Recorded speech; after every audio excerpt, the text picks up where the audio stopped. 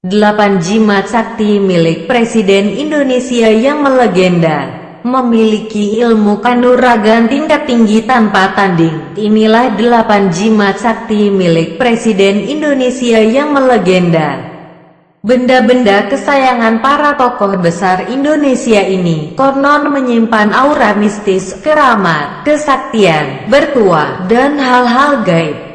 Meskipun banyak orang yang beranggapan kalau benda yang dianggap jimat sakti tersebut tak lebih hanya sekedar benda kesayangan sang pemiliknya saja.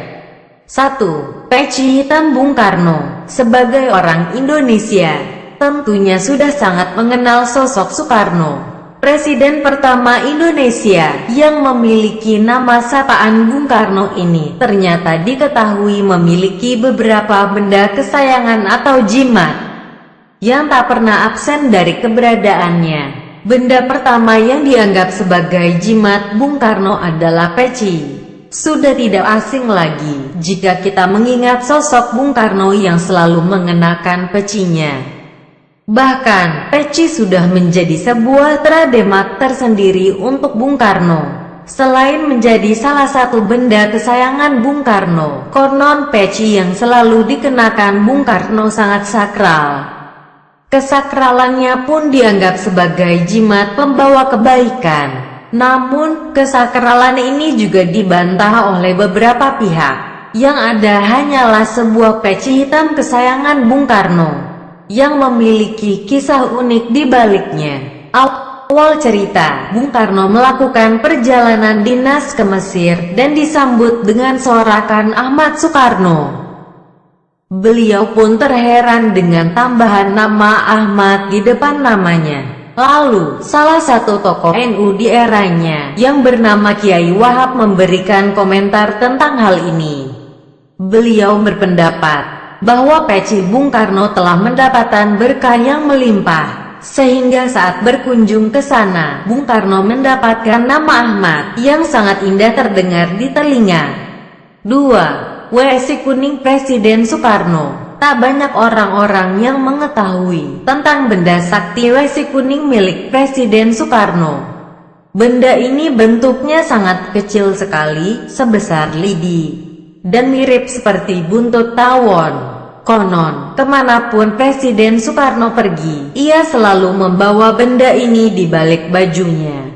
Tak main-main, kesaktian WC kuning dapat disamakan dengan aji lembu sekilan yang pernah dimiliki oleh Adipati Menak Jinggo ketika ia melawan pasukan Majapahit untuk mengawini Ratu Majapahit Dewi Suhito.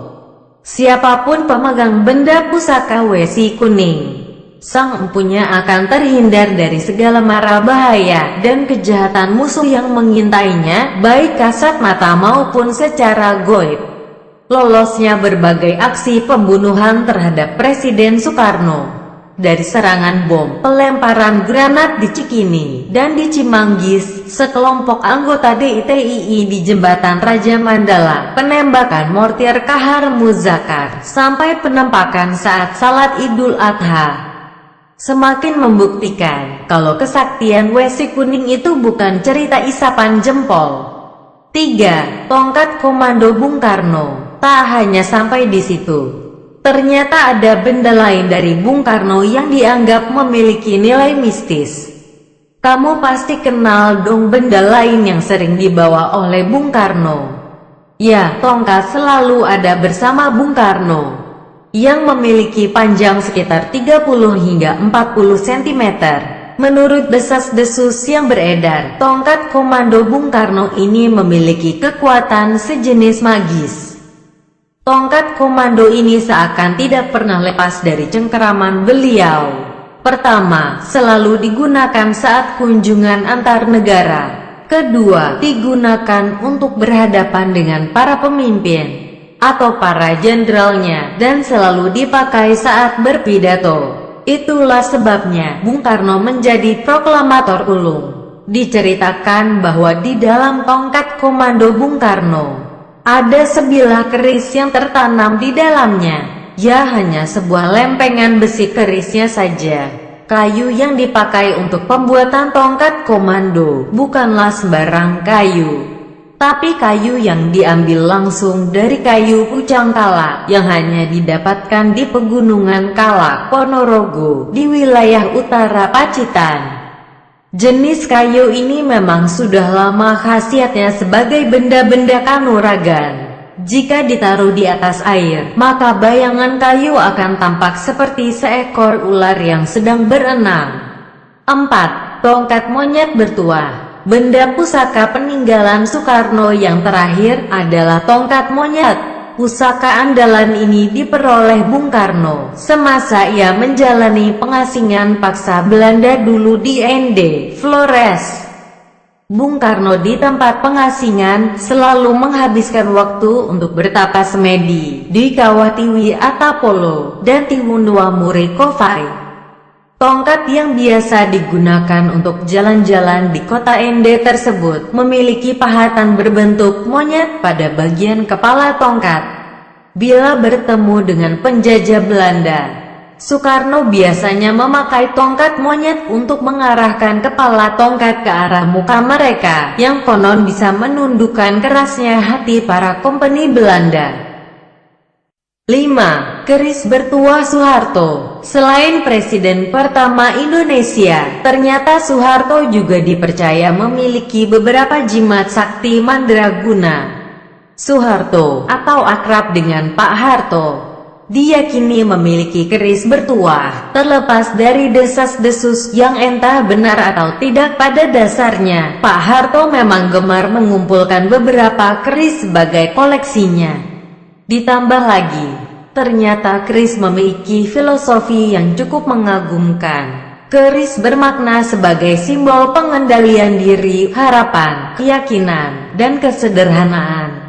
6. Batu merah delima Soeharto. Selain itu, ternyata Pak Harto juga memiliki jimat lain yang dipercaya mengandung pengasihan dan karisma. Batu akik Soeharto yang memiliki warna cantik, merah darah, yang katanya ini adalah merah delima, dan dianggap memiliki kekuatan mistis dahsyat tanpa tanding. Nyatanya, memang batu merah delima ini menjadi benda kesayangan Pak Harto yang selalu dikenakan kemana-mana.